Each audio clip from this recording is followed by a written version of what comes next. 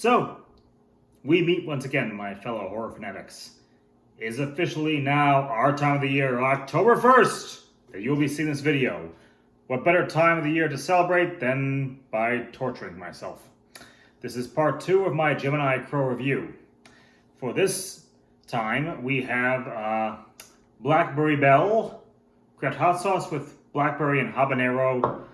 Oh god. Fantasma de Limon with lemon and ghost pepper. Oh.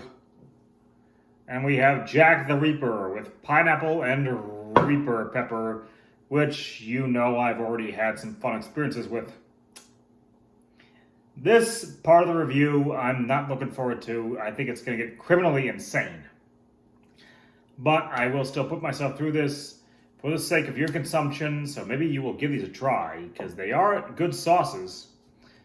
But just pace yourselves. Okay, so starting us off with the Blackberry Bell here.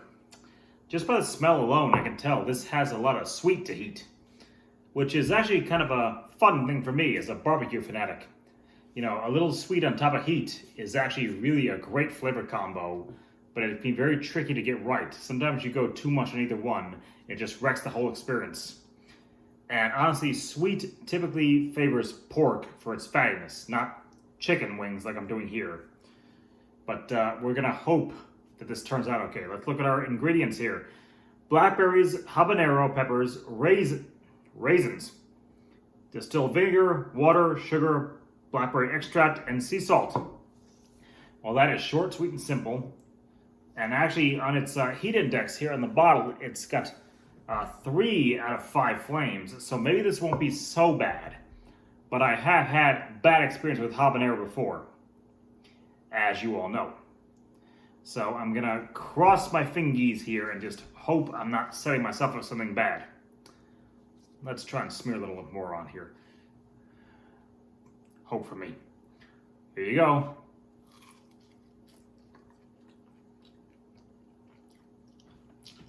Now, immediately, I detect the habanero.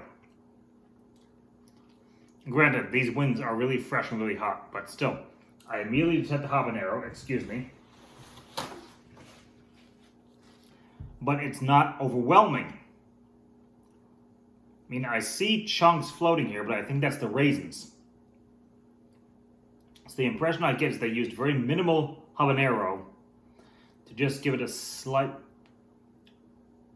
Okay, I spoke too soon. Now I can feel a little bit of that habanero starting to kick in. So mainly it's the blackberry and the raisins up front, with a tiny bit of that habanero in the back to slowly build the heat up, which I gotta say I think is actually really appealing. Overall, I mean, definitely I would say use this on, like, you know, pork ribs or maybe burnt ends, because that sweet to heat flavor really works well. And there's even a slight tint of sourness, almost like Chinese food, you know, like sweet and sour chicken or General Tso's.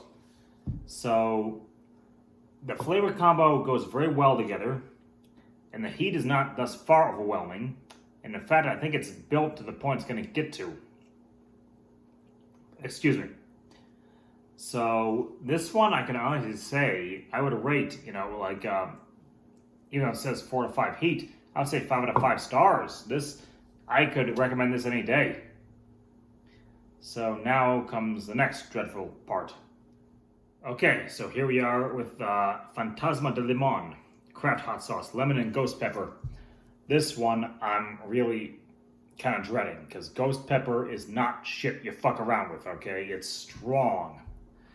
And according to our ingredient list here, we have distilled vinegar, ghost peppers, red habanero, lemons, limes, garlic, water, mustard, consisting of distilled vinegar, mustard seeds, salt, turmeric, onions, turmeric, salt, black pepper, and cumin. And I totally see the ghost pepper and red habanero just floating in the bottle here. Try to give you a glance. And even on the wing here, I can see all those specks. Specs are good, make no mistake, I will say it to the end, but sometimes they're also a red flag. And if you're delicate to hot stuff, when you see those kind of chunky specks on your wing, whatever you put your hot sauce on, you're in for it. Oh, I don't think this is gonna be good. Wish me luck, folks. Here's to you.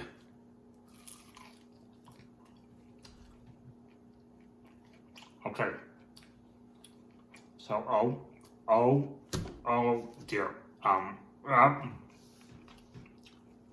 Okay. It hits you pretty fast, the tingle on your lips.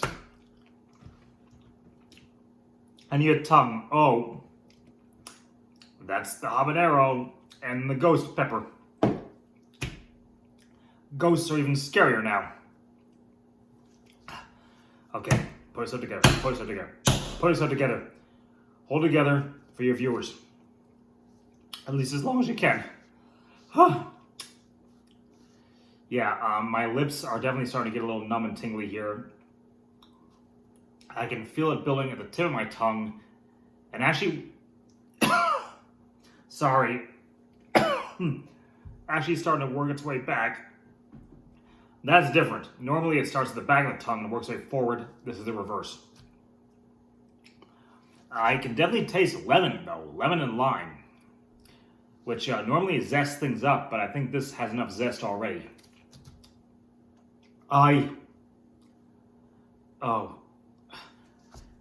You can see it already, can't you? My eyes are starting to sink, sweat starting to build in the forehead, and just by how much I'm battling.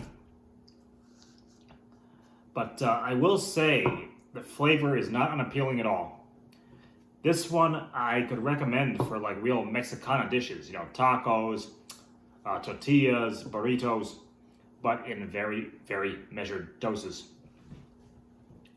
Not like what I just so foolishly subjected myself to. Oh, Pinhead, you think you know torture. I'm going to introduce you to new hell. Oh, excuse me. Okay.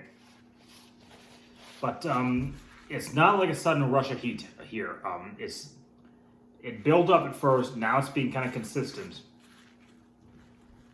But I can tell it's slowly making its way up. It's going to take a while to recover from this one and move on to the next one. So, let's see our legend here. Combine the refreshing tartness of fresh lemons and limes with the brutal heat of the Bourgeois ghost pepper. Please correct me if I'm saying that wrong. I'm sure I am. Fantasma de Limon will deliver a whole lot of tropical paradise to your grilled chicken or seafood dishes. I could see seafood. Feet up and eyes closed. Your dreams of heaven just be... Heaven? The same idea of heaven. Much as I love good food and spicy food, the same idea of heaven. Ooh, okay, you're seeing it. I'm sweating up a storm now. I'm trying to hold out as long as I can, because I want to give you guys a good measure of just how long you may be able to hold out. Before I have to take some of my control, my milk. Oh God, the belches are starting. I'm sorry, I don't mean to be crass. But it's still good stuff. Shake well, refrigerate after opening. Oh yeah, good advice. But this is why I'm doing horror hot ones here for this show, because Gemini Crow's name may not be particularly horror influenced, but this flavor certainly is. And I cannot imagine what they're going to end up doing with Felissa Rose. Might go good on Angela's cocktail weenies. I probably said that in my first part, didn't I? Whew. Okay, I think I've had enough. I think it's subsiding. I'm probably wrong. But there we are. On to the next one. Okay, last but not least for Gemini Crow, I've got Jack the Reaper. How do you go wrong with a name like that? I'm really not sure what to expect with this one because I've had bad experiences with Carolina Reaper before. Those who watched my Torchbearer sauce review know that. But this sauce, I don't see really any like chunks or specks. It looks like it's mostly liquid, like vinegar. Like the Gangrel, fangin' and bangin', where it's just mostly vinegar. It says pineapple and Reaper. The ingredients list is really short. Pineapples, mangoes, Carolina Reaper, cider vinegar, sugar, water, and sea salt. And the legend. The tropical sweetness of mango and pineapples lure you into a false sense of serenity, while the Carolina Reaper pepper lurks in the dark and reaches behind your tongue and prepares to ravage your throat.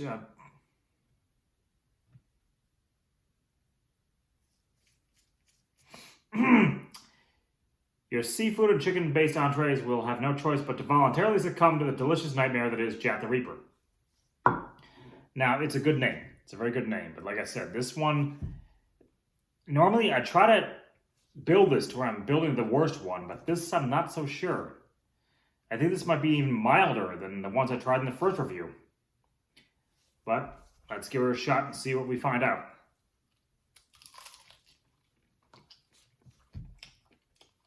Well, immediately you get that sweetness of the pineapple and mango.